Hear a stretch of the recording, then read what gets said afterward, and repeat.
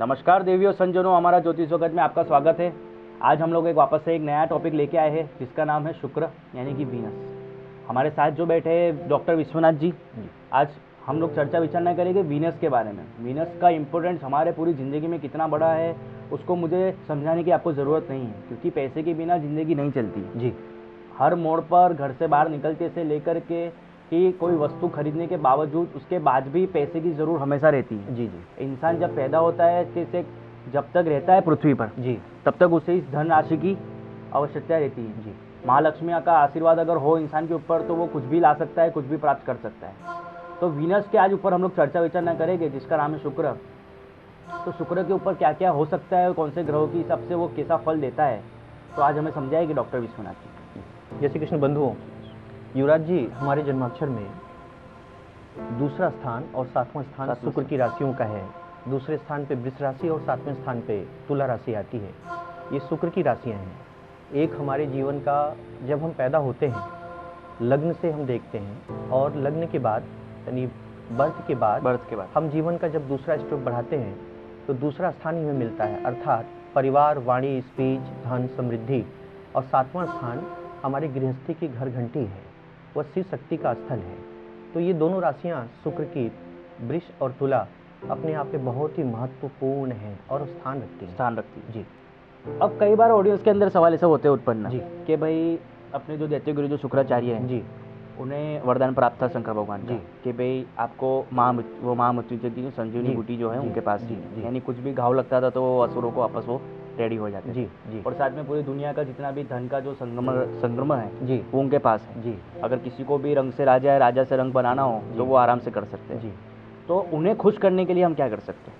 देखिए युवराज जी, सबसे पहले तो दैत्य गुरु शुक्राचार्य के बारे में हम शुक्र को उनके ऊपर पर्सनाफाइड करके देखते हैं। दैत्य गुरु शुक्राचार्य के पास संजीवनी विद्या थी। वो सबसे पहले संजीवनी विद्या के खोजकर्ता थे। अर्थात संजीवनी का मतलब ही होता है, संजीवनी शब्द का अर्थ ही है मृतक को जिंदा कर देना या किसी में पुनर्जीवन संचारण करना। तो अगर हम जन्माक्षर के परिप्रेक्ष्य में ये बात देखें तो दूसरा स्थान और सातवां स्थान वास्तविकता में हमारी जिंदगी के लिए संजीवनी, क्योंकि दूसरे स्थान से धन, परिवार, वाणी है जो कि हमारे जीवन का मुख्य आधार है। और सातवां स्थान हमारी पत्नी का स्थान है। अच्छा, हमारी गृहस्थी में शक्ति का स्थान है। हम इनके बिना अधूरी हैं। यदि हमको अपने जीवन में उन्नति करना है तो इन दोनों स्थानों का हमें बहुत ही समुचित उपयोग करना चाहिए। कई लोग हमने देखा है कि कईयों के घर के अंदर स्त्री की इतनी इम्पोर्टेंस नहीं होती जी। कई लोग अपनी शादी के बाद लाते हैं स्त्री को और उन्हें क्या है कि कष्ट कहीं ना कहीं पहुंचता है जी, शारीरिक, मानसिक, कई प्रकार के जी। तो उनके घर में हमेशा पैसों की तंगी और पैसों की हमेशा एक जी तंगी हमेशा रहती जी। और उनको कोई भी चीज़ हासिल करना हो तो काफ़ी मुसीबतों के साथ उन्हें सामना करना पड़ता है जी। तो क्या ये स्त्री का अगर वो घर में सम्मान देंगे अपनी माँ, बहन, पत्नी का जी, तो उनसे उनकी चीज़ें शेयर हो सकती है? बिल्कुल बिल्कुल बिल्कुल। शुक्र, यदि हम कोई कार्य गलत करते हैं हाँ तो हमारे पर कार्मिक डेब्ट्स बढ़ते हैं। अच्छा, हम स्त्रियों का घर में सम्मान न करें, यदि उनके ऊपर अनुचित व्यवहार पेश करें तो कहीं ना कहीं शुक्र और चंद्रमा हमारे दोनों प्रभावित होते हैं बराबर। इससे हम सही मायने में धन का संचय नहीं कर पाते। कभी कभी तो इल हेल्थ का भी फेस करते हैं हम लोग हाँ। कभी कभी तो हमें ब्लेम का भी सामना करना पड़ता है। तो जीवन के हर क्षेत्रों में, और कहा भी गया युवराज जी हाँ भारतीय शास्त्र में कि यत्र नारी पूज्यन्ते तत्र देवता रमन्ते, अर्थात जिस घर में जहाँ पे नारियों की, स्त्रियों की पूजा होती है वहाँ पे देवताओं का निवास होता है। तो हमें शुक्र को यदि बलवान करना हो तो फर्स्ट यही आता ही है कि घर की स्त्रियों का जरूर करना चाहिए। और शुक्रवार के लोग उपवास रखते हैं जी क्या जी। और साथ ही में लोग उनका स्टोन यानी कि उपरत्न जिसे आता है, हीरा एक उनका आता है ना जी, और उसका भी उपरत्न आता है ओपल जी। तो लोग वो धारण करते हैं, तो क्या उससे भी उनको बेनिफिट मिलता है? बिल्कुल। स्टोन की जो थेरेपी है वह कॉस्मिक रेज को कलेक्ट करके हमारे बॉडी पे रिफ्लेक्ट करना होता है। अच्छा, तो इससे मेडिकल तौर पे हमारे शरीर को बहुत अच्छा लाभ मिलता है बराबर। और ऐसा भी समझा जा सकता है कि रत्न ही नहीं, अगर हम मंत्रों का भी प्रयोग करें, काफ़ी सारे उनके मंत्र हैं जी जी बिल्कुल बिल्कुल, बहुत सारे उनके बड़े बड़े मंत्र हैं और काफ़ी असरदायक मंत्र हैं उनके बिल्कुल। और शुक्रवार के दिन हमने देखा है खास करके लोग उपवास तो साथ में करते ही हैं और साथ में काफ़ी सारी चीज़ें अच्छी भी करते हैं, तो उनके पास वो चीज़ तो आती है, पर जिनके पास आ रही है और अचानक से चली जाती है तो उसका क्या कारण होता है? देखिए, अगर शुक्र संबंधित ये टॉपिक शुक्र संबंधित है तो ऐसा समझना चाहिए कि हमें अपने अपव्यय को रोकना चाहिए। अच्छा। जैसे मान लेते हैं फॉर एग्जांपल किसी के जन्माक्षर में शुक्र कन्या राशि का हो तो ऐसे व्यक्ति को हमेशा अपने अपव्ययता को रोकना चाहिए। अच्छा। और शुक्र यदि मीन राशि का उच्च का हो तो ये शुक्र कुबेर के रूप में है। उस शख्सियत के पास में दुनिया की सभी सुख सुविधाएं, ऐश्वर्य, भोग विलास उपलब्ध रहता है, लेकिन उनको अपने दान का अहंकार नहीं करना चाहिए।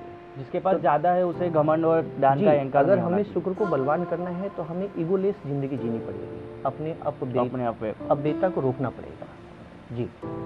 और शुक्र के बारे में कौन सी चीजें आती है? जैसे कि सबको तो पता ही है कि एक बॉलीवुड आता है पूरा, जी, कैमरे की दुनिया पूरी एक आती है। बिल्कुल। हॉलीवुड है, बॉलीवुड है, कैमरे की पूरी इंडस्ट्री शुक्र के ऊपर निर्भर है। आर्टिस्टिक व्यू के जितने भी कैरियर्स हैं, एक्टर है, सिंगिंग है, एस्ट्रोलॉजर्स भी आते हैं। सहदेव शुक्र कभी सहदेव के रूप में प्रसिद्ध ज्योतिषी भी हो सकता है। हाँ। तो शुक्र कभी भृगु ऋषि के पुत्र होने के नाते संजीवनी विद्या के खोजकर्ता भी हैं। शुक्र कभी नारद और कालिदास के रूप में जाने जाते हैं। तो शुक्र के अंदर आपको सभी कैरेक्टर मिल जाएंगे। और शुक्र जैसे कि खराब पापी ग्रहों के साथ हुआ, जैसे शनि है, राहु है, जी, तो उसमें शुक्र का कैरेक्टर कैसा होता है? यदि शुक्र सूर्य के साथ में स्थित है तो ऐसे व्यक्तियों को एलर्जिटिकल प्रॉब्लम्स आ सकती हैं, धन के बारे में हमेशा परेशानी झेलना पड़ सकता है।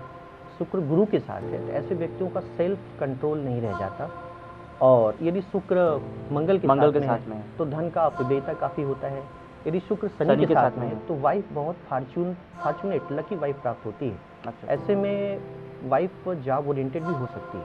शुक्र अगर राहु के साथ में है, देखिए ये कहते हैं इसको धन लक्ष्मी योग। ऐसे व्यक्ति के पास में भौतिक सुख सुविधाएं, मेटलिस्टिक लाइफ की सभी सुख सुविधाएं उपलब्ध होती हैं, लेकिन ऐसे व्यक्तियों को ग्रीडी लालच कम करना चाहिए। अच्छा जी, बराबर। और शुक्र केतु के साथ हो तो देखिए ऐसे में वाइफ की इल हेल्थ फेस करनी पड़ सकती है। कि केतु एक संसार को छोड़ने वाला ग्रह है। बिल्कुल माना जा सकता है, एस्केटिक इन नेचर है केतु।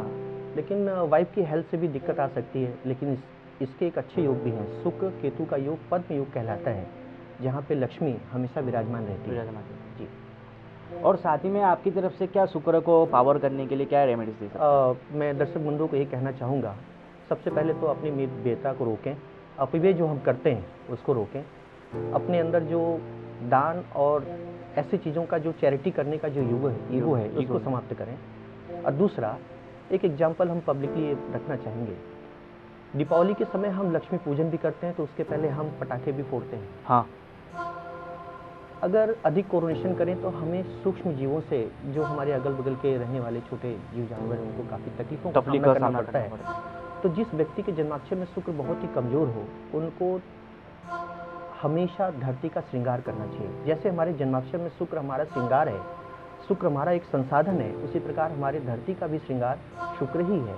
हमें अधिक से अधिक वृक्षारोपण करना चाहिए, ब्लड डोनेशन कैंप पे जाके तन मन धन से सेवा सहायता करना चाहिए। और साथ ही साथ महालक्ष्मी, अष्ट महालक्ष्मी का जब पूजन पाठ तब करना चाहिए। ये सभी चीज़ों से उनको फायदा पड़ेगा। बिल्कुल शुक्र को बलवान करने के बहुत अच्छे उपाय हैं और बहुत अच्छे लाभ मिलते हैं। नमस्कार, जय Shri Krishna. Like, share, comment and subscribe Katiban News channel and press the bell icon to watch the latest news first and foremost on your mobile.